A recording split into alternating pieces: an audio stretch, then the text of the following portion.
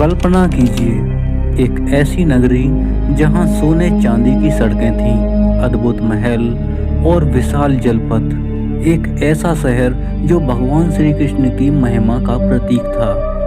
लेकिन फिर अचानक एक दिन समुद्र ने अपनी शक्तिशाली लहरों से इस नगरी को निगल लिया।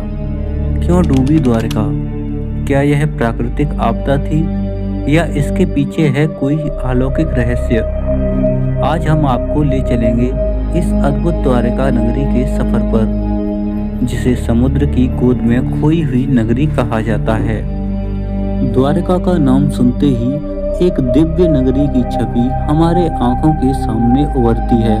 पुराणों के अनुसार जब भगवान कृष्ण मथुरा छोड़कर समुद्र के किनारे आए तो उन्होंने अपनी यदुवंशी प्रजा के लिए एक नई नगरी बसाने का निश्चय किया।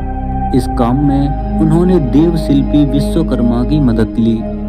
कहा जाता है कि द्वारका 12 किलोमीटर लंबी और 9 किलोमीटर चौड़ी थी, जहां 7 द्वार थे।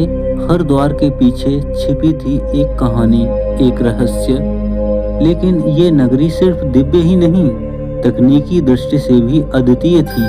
महाभारत के अनुसार श्री कृष्ण के महाप्रयाण के बाद यदुवंश में आंतरिक कलह शुरू हो गई।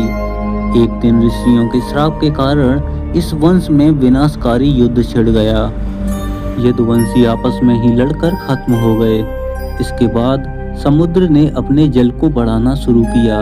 कहते हैं कि एक रात द्वारका नगरी पर ऐसी भयानक लहरें आईं कि पूरी नगरी समुद्र में समा गई। लेकिन क्या यह सिर्फ पौराणिक कथा है या इसके पीछे है कोई ऐतिहासिक और वैज्ञानिक आधार? 1983 में हुई खोज ने पूरे भारत को हिलाकर रख दिया। भारतीय पुरातत्व विभाग और समुद्र विज्ञानी जब समुद्र के तट पर खोज कर रहे थे तो उन्हें समुद्र की गहराइयों में कुछ ऐसा मिला जिसने हर किसी को चौंका दिया। 40 मीटर गहराई में पत्थर की दीवारें, सड़कें और मंदिर के अवशेष पाए गए। कार्बन डेटिंग से पता चला कि ये संरचनाएं 9000 साल पुरानी हो सकती हैं। क्या यह वही द्वारका है जिसे भगवान कृष्ण ने बसाया था? वैज्ञानिकों का मानना है कि 3000 साल से 4000 साल पहले समुद्र का जलस्तर तेजी से बढ़ा। यह एक प्राकृतिक आपदा थी जिससे तटीय इलाकों का डूबना सामान्य था। लेकिन धार्मिक मान्यताएं इससे अलग कहती हैं। उनका मानना है कि द्वारका का डूबना भगवान श्री कृष्ण के पृथ्वी छोड़ने के बाद प्रकृति की दिव्य लीला थी। क्या ये महज संयोग है या प्रकृति और आध्यात्म का गहरा संबंध? आज भी द्वारका के अवशेष समुद्र के नीचे डूबे हुए हैं। हर साल वैज्ञानिक और पुरातत्विक इसकी खोज में जुटे रहते हैं। लेकिन क्या हम कभी इस रहस्य को पूरी तरह सुलझा पाएंगे या द्वारका हमेशा हमारे लिए एक रहस्यमय कहानी बनी रहेगी? द्वारका केवल एक शहर नहीं बल्कि हमारी सभ्यता, संस्कृति और आस्था का प्रतीक है।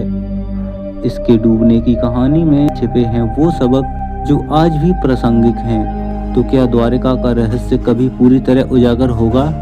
ये सवाल आपके और हमारे लिए अब तक भी एक पहेली है। क्या द्वारका एक पौराणिक कथा है या इतिहास का एक छुपा हुआ सच? सदियों तक द्वारका की कहानी महाभारत और पुराणों जैसे पवित्र ग्रंथों के पन्नों तक ही सीमित थी।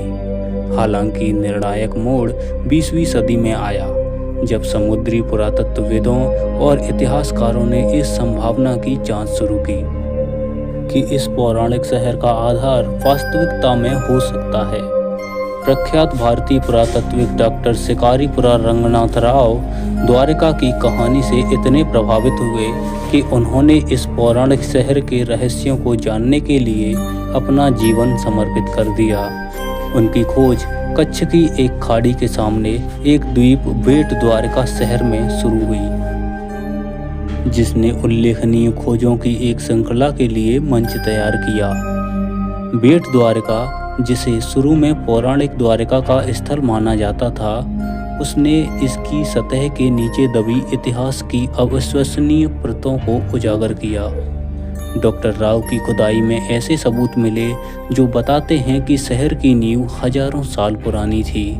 शहरी बस्ती की 6 अलग अलग परतों की उपस्थिति ने पुनर्निर्माण और पुनर्वास की एक सतह प्रक्रिया का संकेत दिया, जो शहर की प्राचीन और स्थायी प्रकृति को दर्शाता है। इस प्रारंभिक खोज ने एक बहुत पुराने भव्य शहर के संभावित अस्तित्व का संकेत दिया। इस वीडियो में हमने आपके सामने द्वारिका से जुड़े कुछ मुख्य और रोचक पहलुओं को आपके सामने रखने की कोशिश की है। वीडियो से संबंधित कोई प्रश्न या सुझाव हो तो अवश्य दें या फिर कमेंट में जय श्री कृष्णा जरूर लिखें और वीडियो को लाइक करना ना भूलें। धन्यवाद।